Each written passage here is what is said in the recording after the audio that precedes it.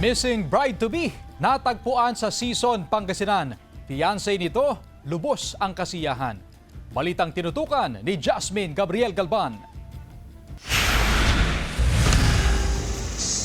Natagpuan na ang missing bride-to-be na si Shera Diwan. Nahanap si Diwan sa Sison, Pangasinan. Nakatakdasan ng ikasal si Diwan sa kanyang fiancé na si Mark R.J. Reyes noong December 14. Pero nawala si Diwan at huling nakita sa isang gasoline station sa North Fairview, Quezon City noong December 10. Sobrang saya po, di lang halata sa mukha ko.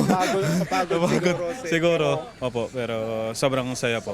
Tumanggi magbigay ng pahayag sa harap ng kamera si Diwan. Pero sa kanyang kwento sa otoridad, sa kanyang fiancé at mga kaanak, December 10 na magtungo raw siya sa isang mall para bumili ng bridal shoes. Pero dahil wala raw ng kanyang gustong bridal shoes, ay pumunta sa ibang mall. Pagdating sa ibang mall, hindi na malinaw kung ano nangyari kay Diwan. Nagising at tagamali na lang daw siya isang madaling araw at nasa kalsada na siya sa bahagi ng Mangaldan, Pangasinan. Mula sa Mangaldan, naglakad-lakad siya hanggang makarating sa San Fabian, diretso sa Santo Tomas at Rosario, La Union hanggang makarating sa Sison, Pangasinan. Dito na raw niya nakita ang isang matandang lalaki na tila hawig ng kanyang ama, kaya nilapitan niya ito at humingi ng tulong mag-aalas 9 kahapon. So tumawag siya dun sa yung number niya na naiwan sa bahay. So una, hello lang siya ng hello.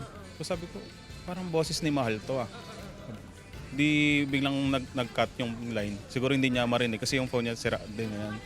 So ngayon ginawa ko, hiniram ko yung cellphone ng father ko, tinawagan ko siya. Yung tao po na hiningian niya ng tulong is parang nahawig sa tatay namin, kaya parang gumaan yung pakiramdam niya nakausapin kasi sobrang mahihain siya. Nakisuyo siya dun sa lalaki na pwedeng makahingi ng tulong. Kaya nga hindi muna namin ino-open, ma'am, kasi hinihintay namin siya yung mag-open sa amin. Agad bumiyahe sa Sison, Pangasinan ang kanyang fiancé, kapatid at mga pulis ng QCPD. Nagsagawa ng backtracking sa mga lugar kung saan napunta si Diwan. Hindi pa malinaw kung paano siya napadpad sa Pangasinan. Patuloy itong iniimbestigahan ng otoridad. Ang mahalaga raw sa pamilya, natagpuan na si Shera. Inihatid ng Quezon City Police si Diwan sa kanyang bahay kaninang pasado alauna ng madaling araw. Sa panayam ng unang hirit, sinabi ng Quezon City Police na maayos ang kanyang pisikal na kondisyon. Tumanggi muna magpaunlak ng panayam ang mga magulang ni Diwan. Kasama si Daryl Peralta, Jasmine Gabriel Galban, One North Central Luzon.